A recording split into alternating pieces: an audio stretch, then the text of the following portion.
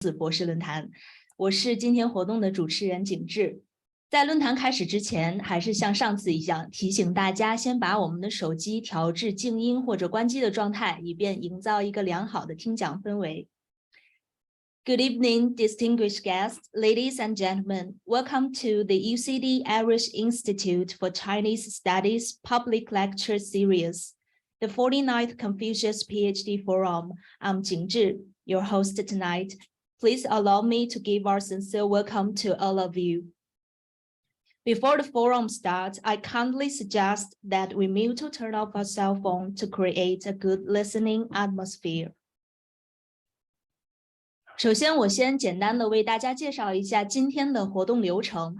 今天的论坛我们总共分为3个部分，首先是嘉宾演讲，其次呢，我们中间会有一个15分钟的交流时间，大家有任何的问题都可以向教授提问。最后呢，我们学院为大家安排了一个暖心的中餐仪式，所以大家在会后可以一起去享用晚餐。This forum is divided into 3 parts. First, we will have a lecture given by Professor Paolo de Troia on the topic of Western countries in Chinese Jesuit sources of the 17th century. Then you can have a little discussion with Professor and ask some questions.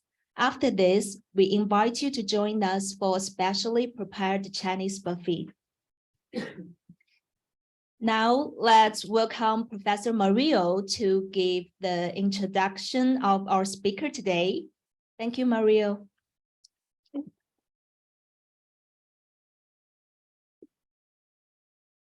Welcome, everyone. Can you hear me loud and clear?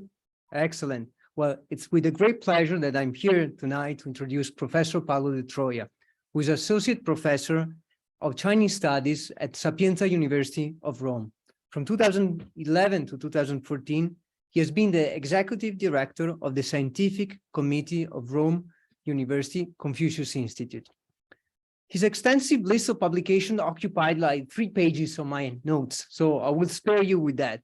But in reading through his bibliography, I recognize 3 main areas of research.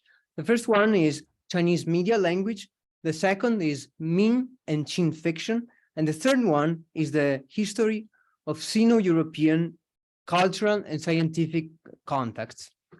It's specifically this third area that occupies the topic of tonight's talk, which is titled Western Countries in Chinese Jesuit Sources of the 17th Century. Before leaving the podium to Professor de Troia, let me provide you with a brief gist of his research on the topic. His doctoral dissertation, which was defended in 2003, focused on Chinese geographical lexicon. That same year, Professor de Troia was awarded the prestigious Jiang Qingguo postdoctoral fellowship, and with that research, he continued to explore Chinese lexicon and interactions between Europe and China. A prominent outcome of this scholarly endeavor is the translation of the 17th century atlas by Giulio Eleni. Analyzing this atlas, Professor de Troia demonstrates that Eleni had carefully studied how European toponyms, that is to say the names of places, are translated and adapted from European languages to Chinese language. A second monograph on which Professor de Troia is currently working focuses instead on Treatise on Falcons by Ludovico Belgio, one of the books which first introduced Western zoology into China. This proliferous scholarship production highlights Professor de Troia's multidisciplinary approach, which combines the analysis of canonical literary texts, as those who work on literature, as myself, but it combines it with long overlooked sources, such as atlas and manuals about animals rearing. It is with great pleasure that I'm welcoming Professor de Troia to the podium. Please join me. Thank you.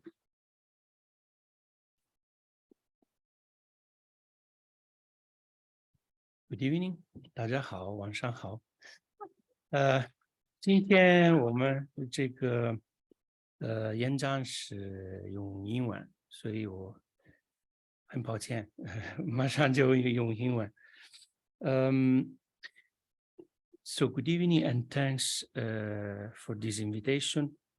I'm very grateful to the University College of Dublin, to Professor Wan Liming, Director Zhang, and Professor Mario De Grandis, having invited me today, giving this lecture. I really like Dublin, and I really like this campus and this university, and I hope that we can have further cooperation. So I come from Rome University. We have a department of Oriental Studies. We have a bachelor degree in Oriental languages and culture. We teach Chinese, Japanese, Hindu, Urdu, Arabic languages, and Korean. And we have a master's degree and a PhD, also in Oriental culture and civilization. In Rome, traditionally, we study Jesuit sources. It's quite obvious because we have all archives and libraries there. So it's very convenient. It's very easy for us to go to our libraries and just pick some materials from this archive and then work on that and then present it to our fellow scholar. It's something that we see as a mission to take out all of these materials and make them available to other scholars. And I'm involved in this process from already almost 20 years. And today I will try to share with you some of this idea of cross-cultural contacts between the Western world and European world and China. I have some slides to show you. But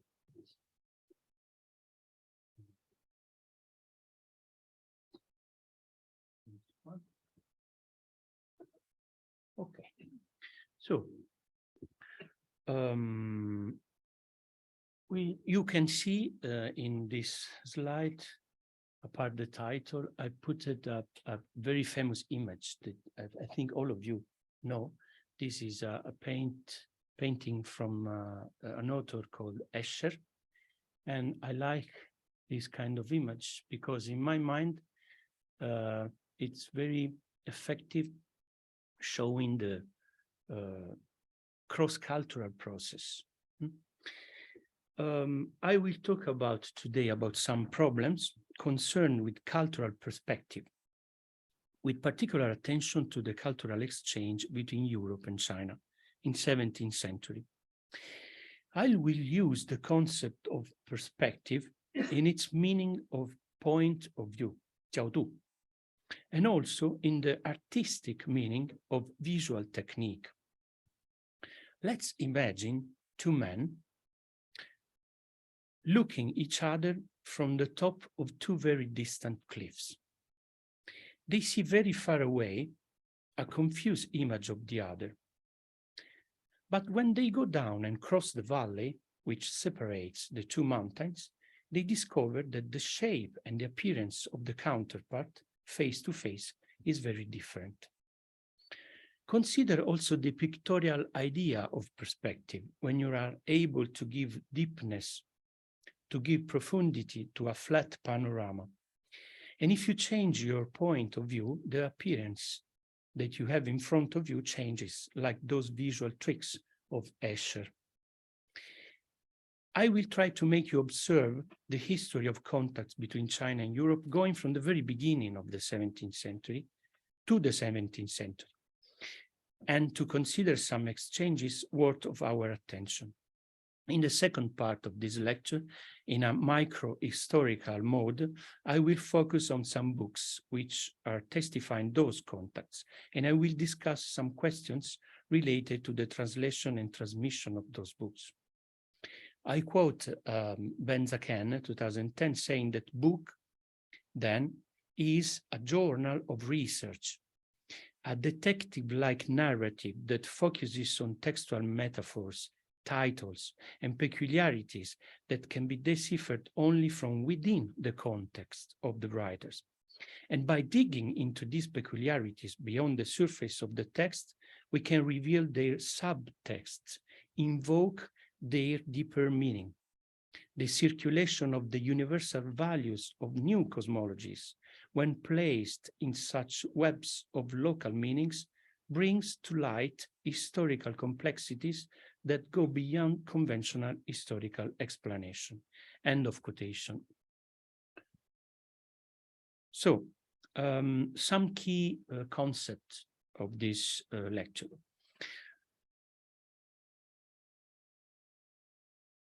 What does border mean in the study of languages and culture? A line separate into countries, administrative divisions or other areas, the edge of boundary of something, or a district near the border between two areas. And also another very important idea that I like very much, are languages incommensurate? If so, how do people establish and maintain hypothetical equivalencies between words and their meanings? What does it mean to translate one culture into the language of another on the basis of commonly perceived equivalencies?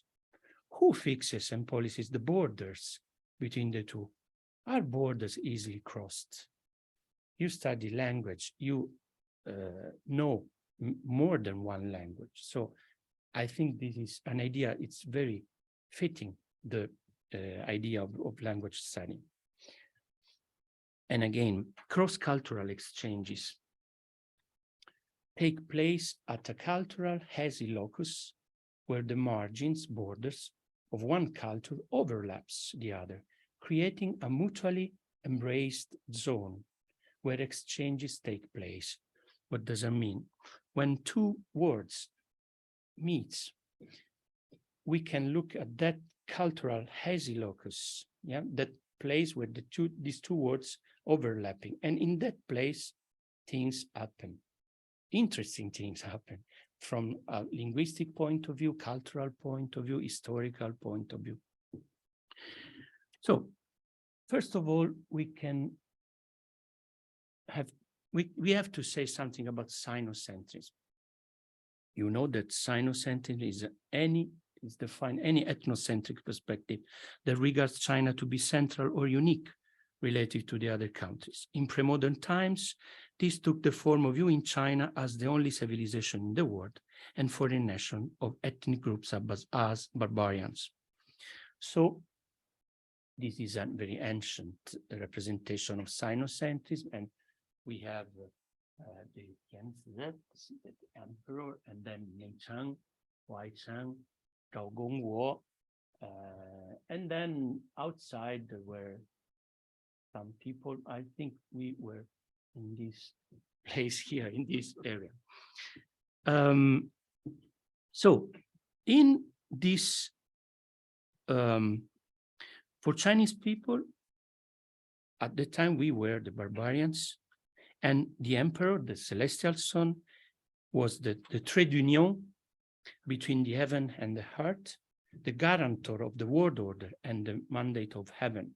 From the center of the imperial palace, metaphorically the center of the Chinese empire, the center of the world, he irradiates the light of culture and power, the light of civilization from when So in this panorama, was it possible any kind of exchange of cultures between Europe and China? Of course, yes. But we will see, it was not so easy. So when this intercourse, when this contact started between the two worlds, do you know when contacts China and the Western world started, according to the historians?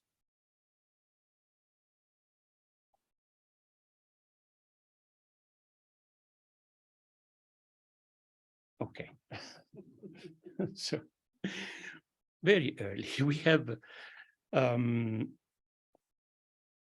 have many many phases of this encounter, and the first one was with Rome, with the Roman Empire.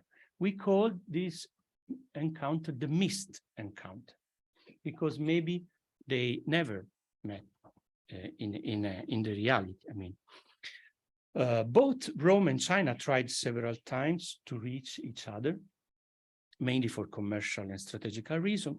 Rome wanted to skip Persia along the Silk Road and buy goods directly from the Ceres. The Ceres was the name in Latin for the Chinese people. Ceres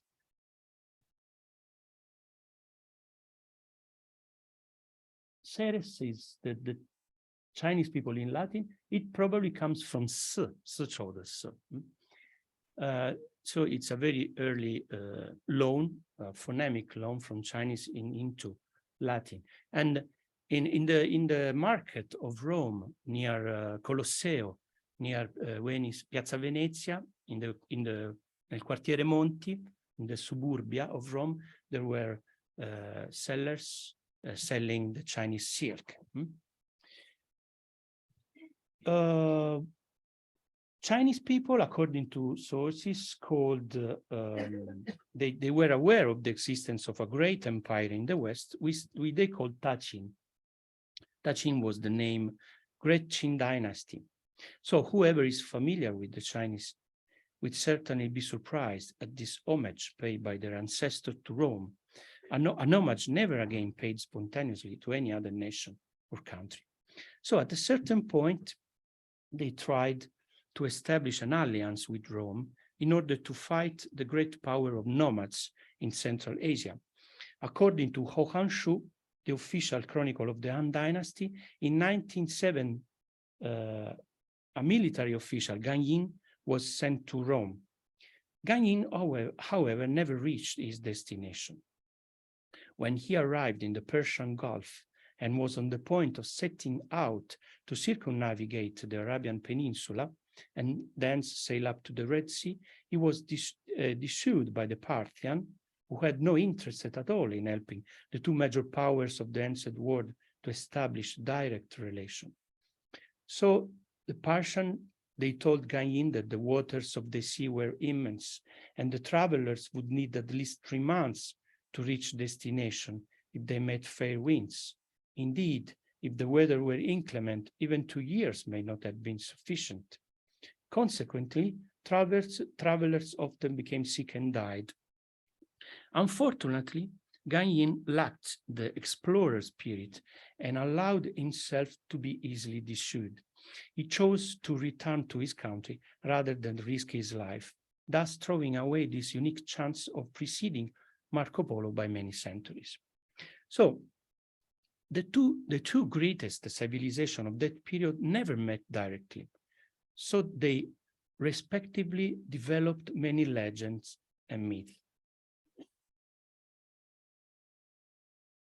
We are in this stage that we see from the distance, but we didn't meet.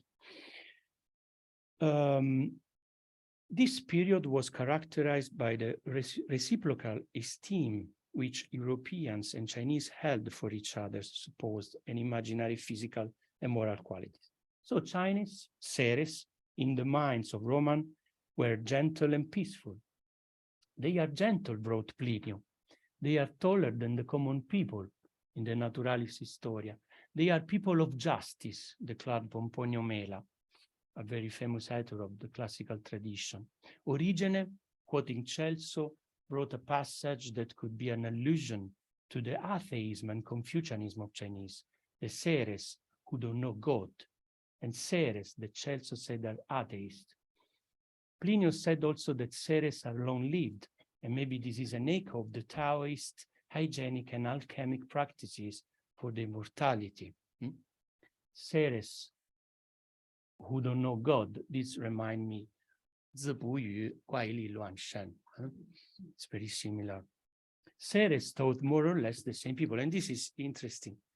The Chinese taught more or less the same of the people of Rome. Taqin inhabitants are gentle, friendly, and also long-lived.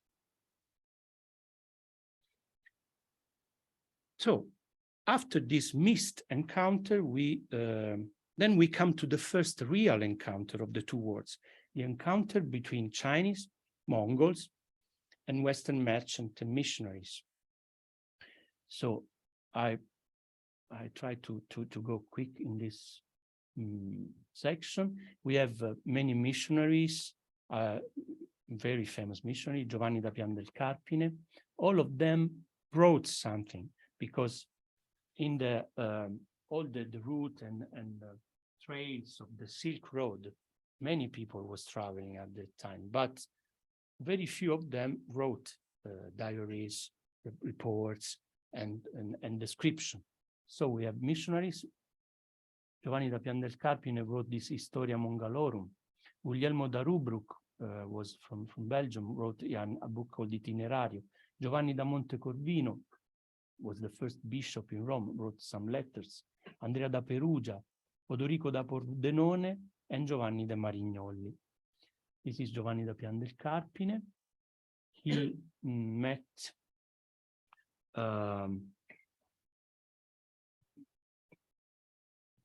he was sent by Pope Innocenzo IV to the court of Grand Khan Guyuk.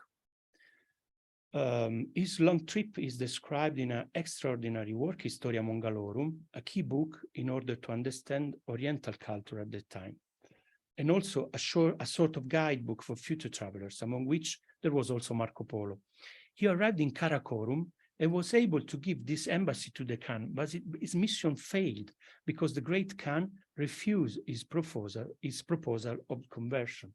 This is the letter of the Khan in reply to the letter of the Pope, and this is kept in Rome in the archival of the Vatican.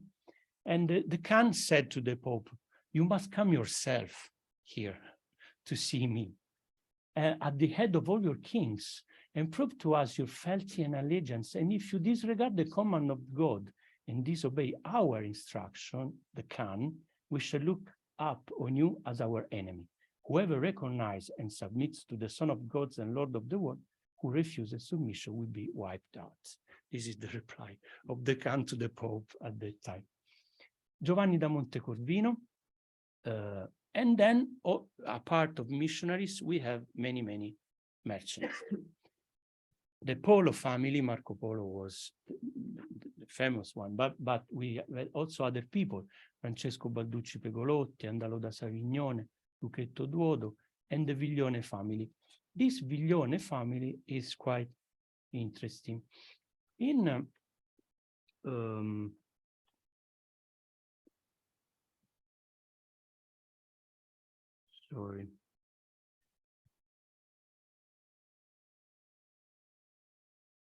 in recent time, in Yangzhou, there was, they were doing some restoration work, and they discovered this tombstone in Yangzhou, and this is a tombstone for an Italian girl living in Yangzhou in the 14th century, and this is a Latin inscription saying "Nomine Domini," in the name of the Lord, here lies Caterina, former daughter of Signore Domenico de Viglione, who died in AD 1342 in the month of June in Yangzhou. And this stone was used building a modern building, and then restoring that modern building, they discovered this ancient tombstone, which testified the presence of Italian families in Yangzhou in 14th century. And this is quite interesting. If you look at this image, our image from the Bible, but cloth and the ambient, and the style is Chinese. So it's a great example of cross-cultural contact at that time. I won't talk about Marco Polo. All of you know the story of this Venetian guy who went in China, which at that time was called Cataio, together with his father and his uncle. Marco Polo is considered, according to a list made by the American Review Life, one of the two foreigners who gave major contribution to the history of cultural relations between China and the West. The other is Matteo Ricci. And this led us to the next step of this survey inside the cultural perspective of Chinese-European relationship. The 16th and 17th century period saw the so-called second real encounter, which we can define the Jesuit Mandarins encounter. Jesuit, for many reasons at that time, started to travel east in order to spread Christianity among people of Katai. So here we are facing one of the most fascinating process of cultural exchange and cultural history of all the world. A few men armed only with books and a terrific physical constitution tried to open the doors of the Chinese kingdom, which at that time was closed to foreigners, an unconquered and impenetrable land. What was the key to open the door of the Middle Kingdom? What was the key to open the door of China? The most common opinion of researchers is that Jesuits find a way to the minds of Chinese literati through the European science. If we look into the production of the Jesuits, of the Chinese missions, we notice quite easily a consistent production of scientific books in Chinese by Jesuits since early 17th century. So why those missionaries dealt with science instead of telling to their hope to convert Chinese counterpart, if you don't become Christian, you will suffer for the eternity? They use science. So this is a slide showing the number of works produced by Jesuit translation and compilation, and we have great number of scientific books: mathematics, astronomy, physics, geology, biology, military science, miscellaneous, geography, music, literature, linguistics, dictionary, and etc., etc. Of course, there were many books about theology, of course. So the story goes that at the beginning of the tentative conversion of the Chinese souls, they did follow the traditional way of missionary strategy. The Jesuits present themselves as the Western correspondent of Buddhist monks, Buddhist priests, dressing up as monks. But they were despised by Chinese intellectuals. So they found out finally that science and erudition would have been the best means to gain the trust of them. So they presented them as Western scholars. Ricci himself left the title and the cloth of monk in 1592, aiming to be considered the Western equivalent of the Confucian literati. While propagating Catholic religion, the Jesuits understood the non-religious, rational attitude of Chinese intellectuals, and then used their scientific knowledge in order to gain the trust of the Chinese counterpart by non-direct means.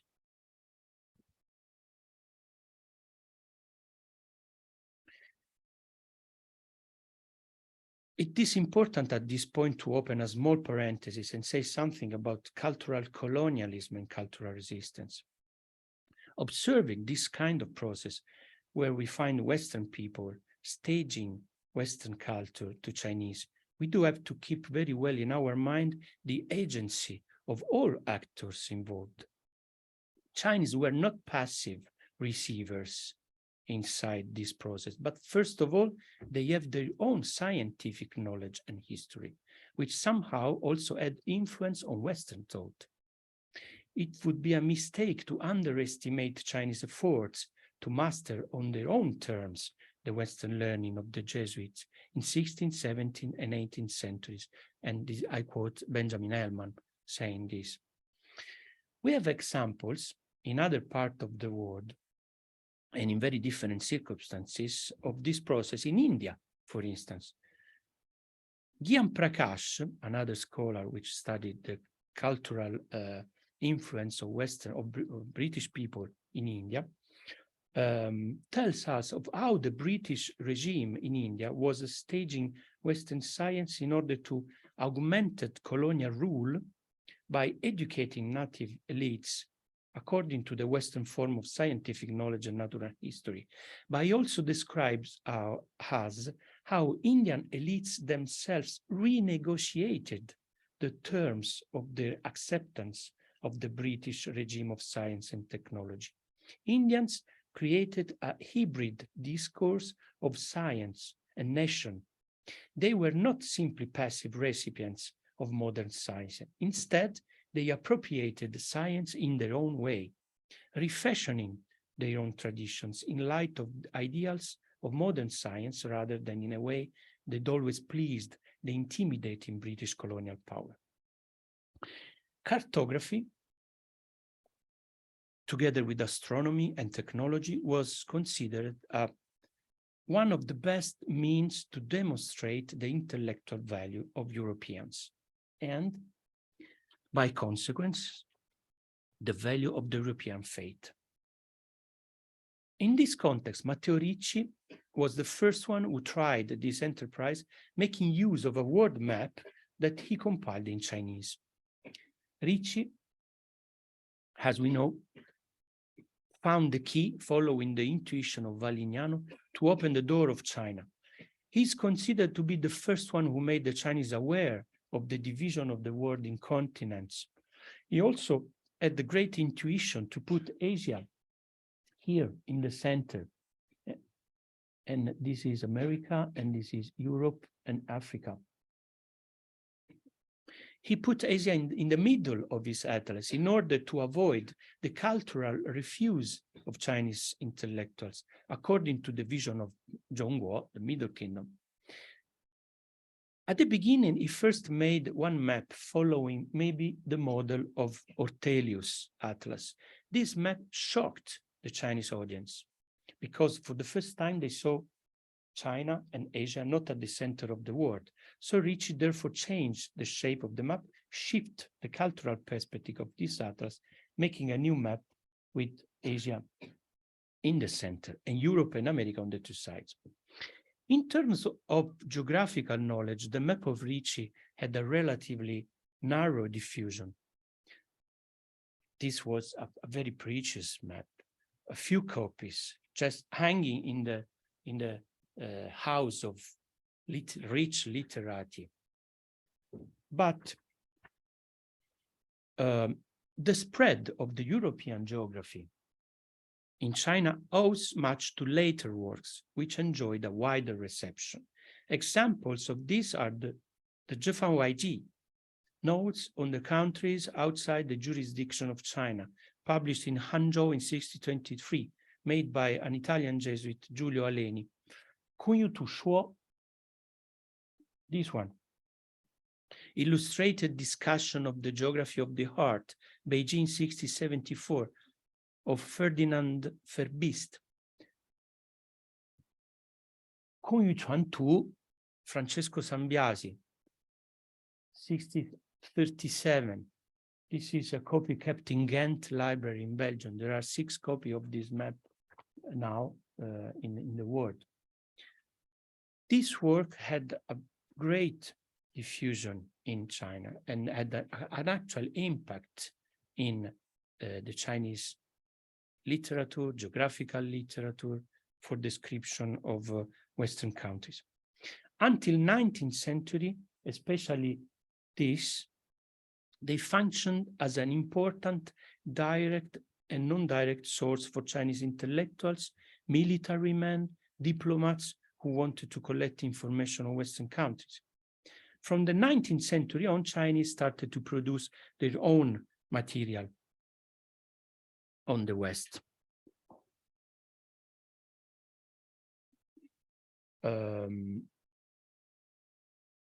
This is, for instance, the description and the text about the Colossus of Rodi, a very famous, one of the 7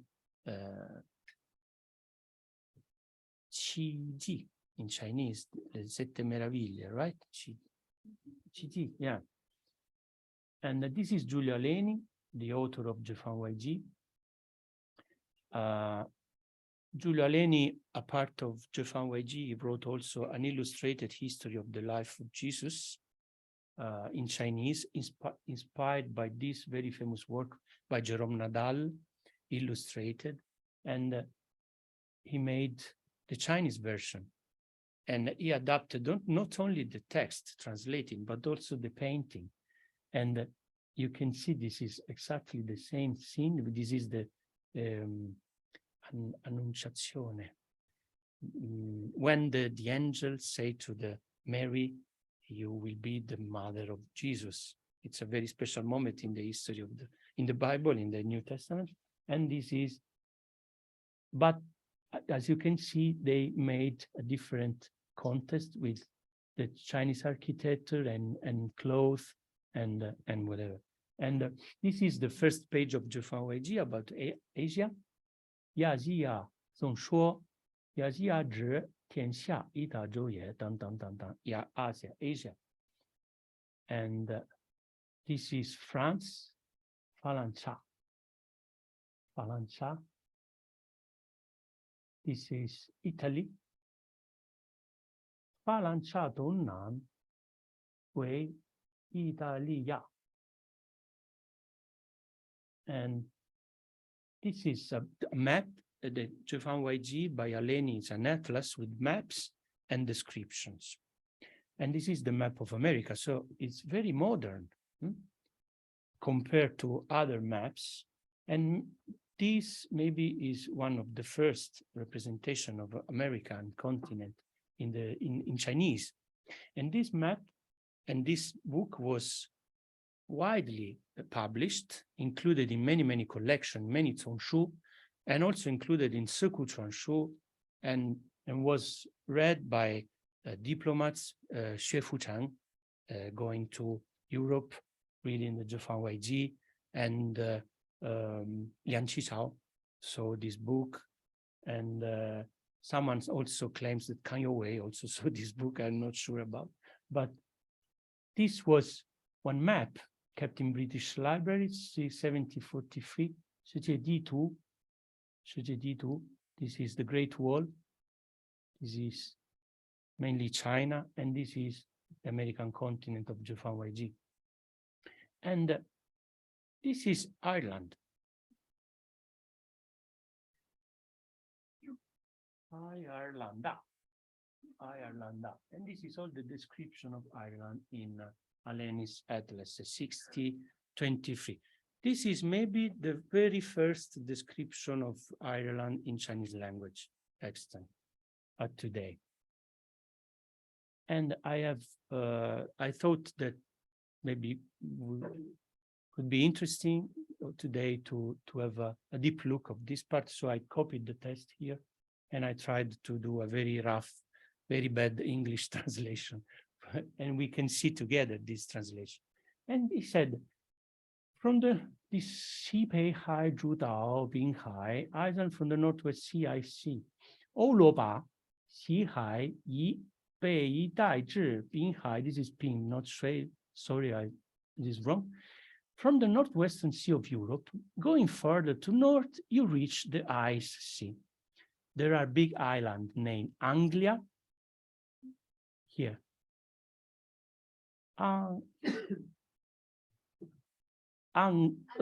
Questo but here is pronounced G. Anglia, Anglia. Yue Irlanda. Why is Irlanda? How do you say in Chinese now, Irlanda? Ireland, because at that time was a phonemic loan from Italian, and now is a phonemic loan from English. So Irlanda and many small islands. As for Irlanda, the degrees, the longitude or latitude go from 53 to 58. The climate is very mild. I don't think so, but maybe at that time was mild. In summer, the heat is not so strong as to make one want shade. Here, 夏热不则饮，冬寒不续火. Here, the winter, the cold is not so severe as to require fire. Breeding is widespread. There are no poisonous animals. No poisonous. The spread of faith in this country can be attributed to the servant of a queen who converted to the religion of the true Lord. Subsequently, from this woman, the Christian faith come to the queen and king, who later spread it through the country. And this is the story of the legend, the story of the diffusion of the Catholic religion in Ireland, that I think you know very well, better than me. And then he said, in this country, there is a lake where if you immerse a wooden stick, the part immersed in the mud becomes iron. The part immersed in the water becomes stone. The rest out of the water remains wood. Is there any place, such a place in Ireland? No, we don't know. We don't know. Nearby, there is a small island where strange and bizarre things come out of a cave, so much so that someone claims that it's the door of the hell. Here. And this is an actual place. It's a place in Donegal, which is called the St. Patrick Cave. And in medieval time and also in Renaissance, they believed that was a kind of gate to the hell. This is a real place in Donegal. So this is the description of Ireland in Jefan. And Aleni took this information from Western books, of course. And in the last 10 years, I tried to track all the sources of this Chinese book. And at the end, I had this list of books, and I make a comparison of the Chinese text with all this book, and I discovered that this was the source of Aleni. And this is the book, and I found this book in Beijing because all books from Jesuit library now are in Guozhatu Shuguan.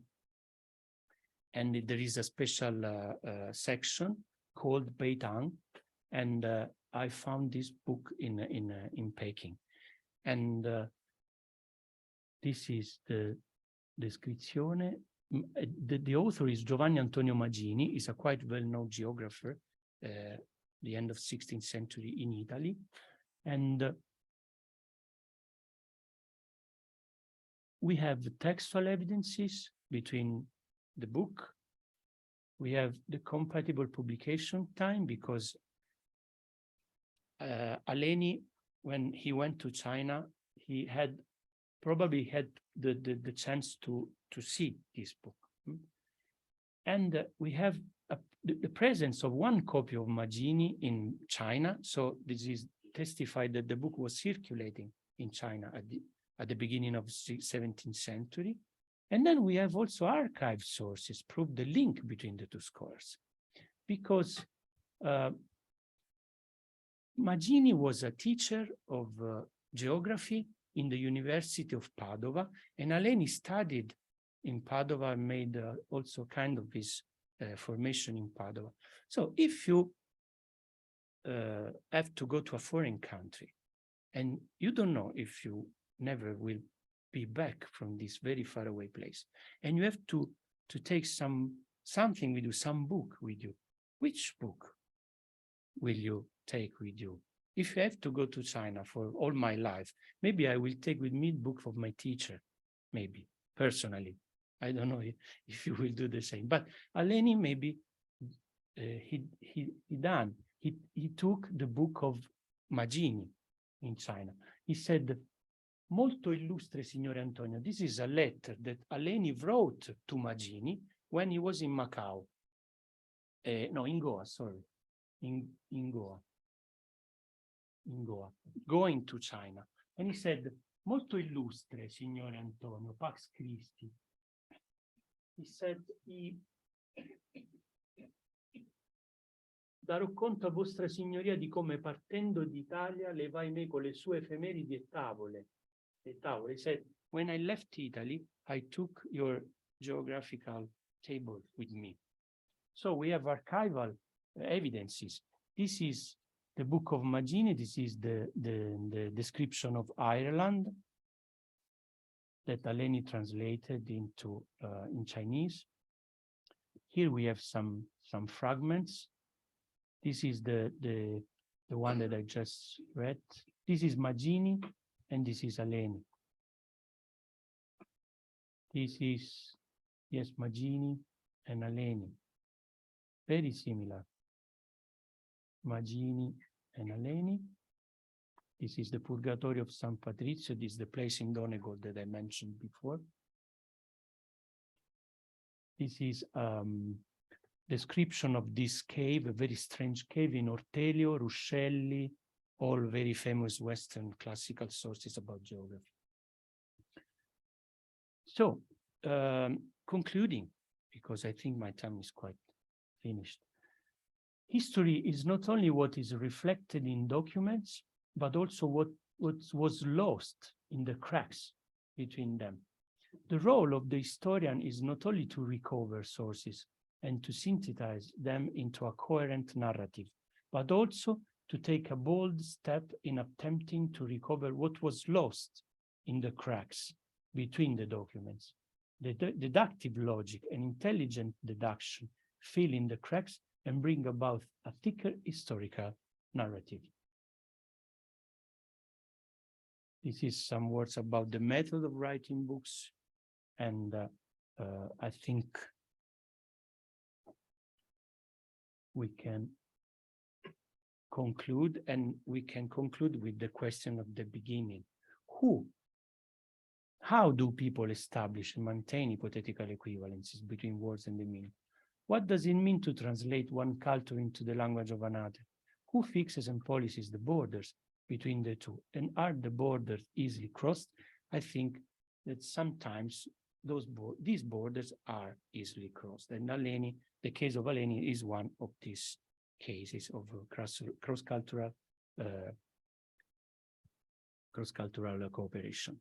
Thank you very much.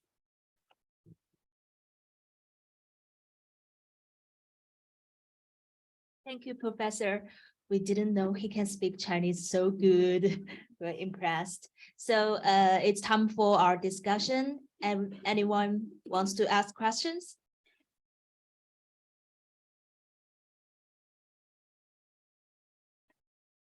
Break the ice. Okay, you need a mic? No, I think I can speak. Okay. Right. Thank you so much. Wonderful presentation. You really gave us an overview of what happened, the history of interaction between China and the Europe. My question is about the compilation of these maps.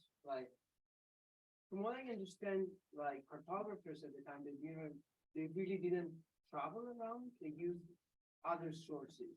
So this is, if we know something about how these maps were compiled. The other part is, it's the first time I see a map that has also a narrative. Is this pretty common or is this exceptional? I know nothing about pre-modern cartography, so I was curious about that. Thank you. Thank you, Mario. The usual practice of making maps was the cartographer, they were not traveling. Ortelio, for instance, or Mercator, they were just collecting descriptions, Portolani, map of navigation, diaries, and documents from all the travelers. And then they used these materials compiling their maps.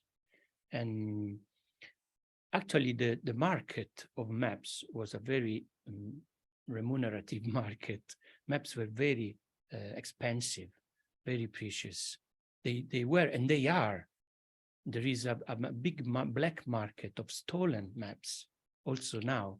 And when you go in museum to see maps, there is a very big system of security because maps are quite often stolen from museum. And for instance, in Amsterdam or Antwerp, there were huge market of maps and map makers. And Jesuit they were part of this process because they were on the board of ships going towards America and towards India and China and Japan and whatever. So Aleni wrote to Magini because Magini was a geographer and he was in Italy. And Aleni wrote to Magini sending to Magini data about eclipses. data about coastal shapes. And this was the system, I mean. And the second question, sorry. The narrative. So yeah, I told at the beginning, the tradition is that you have the actual map and you have a production of only map. And then you have the atlases. Atlases are books, and inside you have maps and descriptions. These are the two main kinds of geographical works in the 16th century Europe. Thank you. Thank you very much. It's very interesting. And I was just wondering, in the letters of the Jesuits from China, they obviously failed miserably in their primary objective of spreading Christianity in Asia. Is there any expression of disappointment at that, seeing that they're so successful with the secondary mission?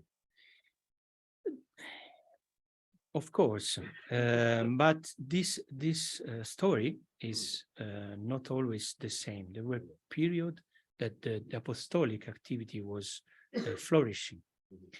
And Aleni too, he converted many people, and he opened a few church in Fujian. And he was so famous among Chinese people, Giulio Aleni, that he was named Xilai Konzi. Xilai Konzi. 很厉害, Xilai Konzi, Lawai Konzi. This is impressive. I mean, so it was. So the apostolic, the conversion work activity was not always the same, but they in some way they reached the imperial palace. Ferdinand Ferbist was the tutor of Kanzi Emperor. He was in the imperial palace teaching Kanzi Emperor Latin and music, science, painting. They were inside the palace. So, and the Chinese emperor, periodically, they made visit to the Jesuit house in Peking. And this is all described in both in Chinese and Western sources. So I think the impact of the Jesuits in Beijing was particularly strong. And we all know that at a certain point, the order was closed, was completed by the Pope, but not because their activity in China was not successful, for sure. Please. Thank you for interesting my question really is, I think I have seen map of the world really produced in China, traced back to early Ming Dynasty. Maybe exactly the year I still remember is 1418. And that's certainly before Jesuit, they went to China in the 16th. In your knowledge, what 1418 China with Chinese scientific knowledge, whether Chinese can produce a map like that. Yeah, of course.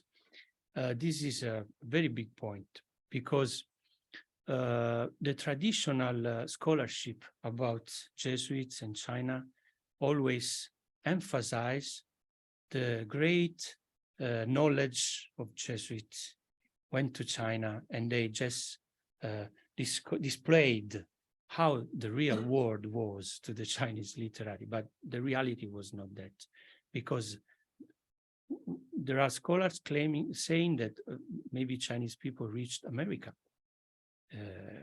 before in Ming Dynasty, and the theory, especially from Needham, is that the Chinese people had a geographical knowledge and a geographical science very developed, very strong, but at a certain point after the Ming Dynasty, at the end of the Ming Dynasty, they just abandoned that knowledge. They just put all those books of that knowledge deep in the dust of libraries. And this happened also in the Western countries, because we have Ptolomeo from the classical tradition. We made a perfect atlas of the Western world, and then was forgotten for centuries. So the theory is that when the Jesuits arrived, the Chinese mainstream culture just was not aware of the previous knowledge. So this is the reason why the geography of Jesuit had so big success at that time. But if we read Needham and other studies, we all can discover, we all can notice that the Chinese scholar, the Chinese scientists, they were very clear about the system of longitude and latitude, for instance, from very ancient time, maybe before Western scientists. I remember that Jonathan Spence in his book, The Memory Palace of Matteucci, that he said when Matteucci arrived in Macau in 1581, I don't know exactly, and 1582 he took part from Macau to mainland China mainland. And he said a little story that, because I saw your PowerPoint, said that we changed to the monk's clothes. So in his book, I remember that he wrote that a little story about his clothes, that he first time he wear not monk's clothes. The first time is monk's clothes, but after that he changed to the Confucius clothes.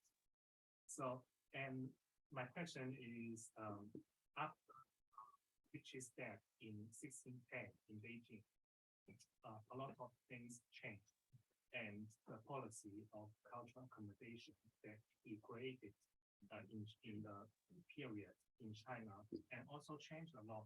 So you also talk about the cross-culture exchanges. So what's the changes after Ritchie's death? So after deaths of Ritchie and to the period of Aleni. Yeah, thanks for your question. And in fact, there was a change, especially in the policy of Jesuit of the mission of Jesuit, because when Ritchie was alive, they aimed at the imperial power, at the imperial palace. But for instance, Aleni, he was working and doing his apostolic work, especially in villages in the countryside in Fujian. So this was a big change, because at the beginning the mission in the mind of Matteo Ricci was, if we arrive to the emperor, we can convert all the country. But then after the death of Ricci, they tried also to go, to the lower level of the society, and not only in Beijing, but also in the peripheral area of the empire. In my view, this was the biggest change in the Jesuit mission in China.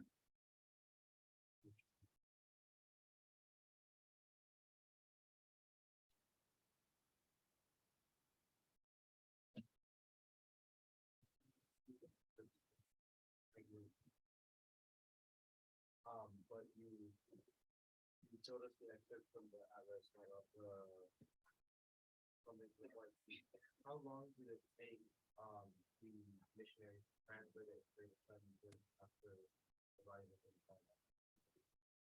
For this book, or you mean in general for books?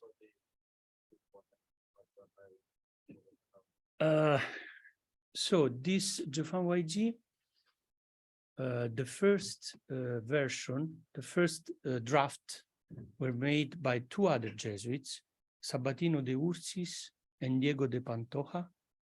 They were the confrere of Matteo Ricci, So they were part of the first group of the mission, more than 20 years before Aleni. They received two maps, two simple maps from the custom of Fujian. Two maps were sent from Fujian to the emperor, and the emperor were maybe Italian maps. The emperor and the mandarins in the imperial palace, they cannot understand, so they asked to the Jesuit to translate this map. And they, at that time, they started at the first decade of 17th century. They started to translate the map and start to write some small part of Jefan.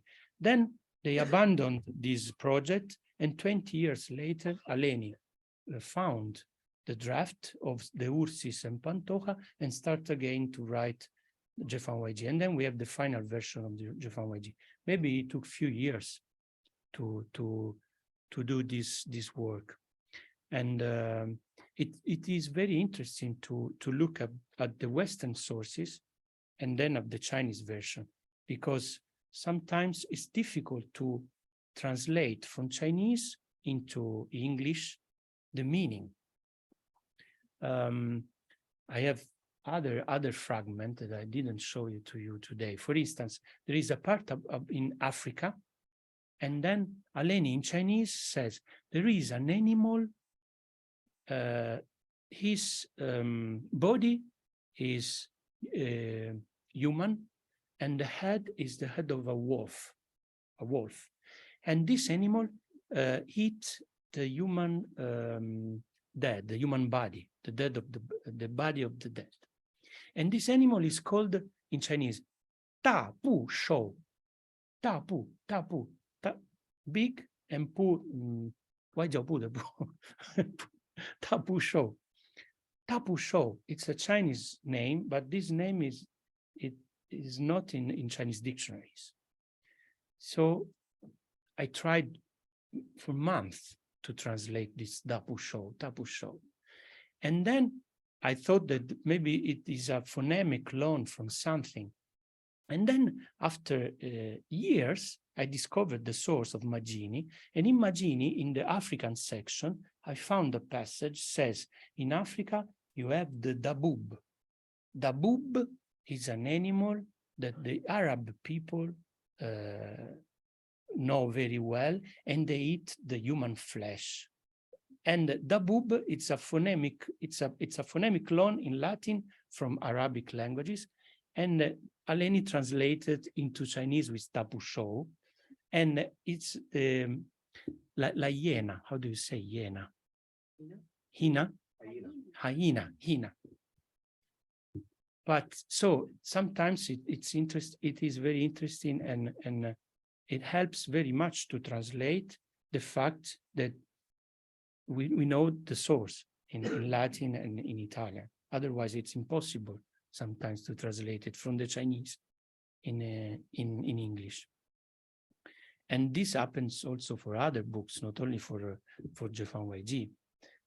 Ricci translated the first 6 books of Euclid geometry from the classical Greek, ancient Greek, into classical Chinese. That is something that now we are just, we can just admire these kind of things because it's impossible for us to do.